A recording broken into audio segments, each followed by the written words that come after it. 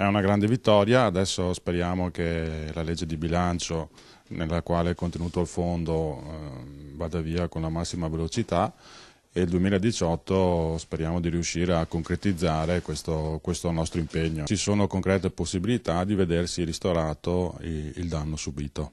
Ricordiamo che è rivolto agli azionisti. È rivolto agli azionisti, questa è la prima volta che succede al mondo dove appunto c'è un fondo a disposizione degli azionisti.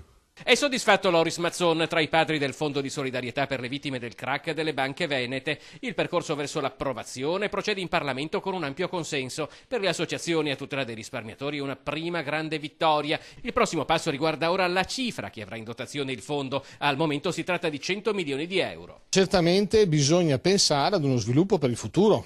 Perché 100 milioni di euro di sicuro non ristorano la platea di 210.000 soggetti che sono rimasti defraudati da queste vicende. Di che cifra stiamo parlando?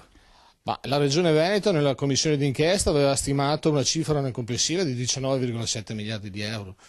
Il problema ce lo si è posto da subito. Il fondo potrà contare su una forma di alimentazione continua. Questo fondo viene alimentato dalla legge 266 del 2005 che riguarda i conti dormienti. Sono i soldi che qualcuno lascia in banca e che praticamente per caso di morte o perché si dimentica restano là praticamente dormienti. Dopo 10 anni questi conti vanno in questo fondo, in questo conto del Tesoro, e il nostro fondo andrà a alimentarsi con questi soldi.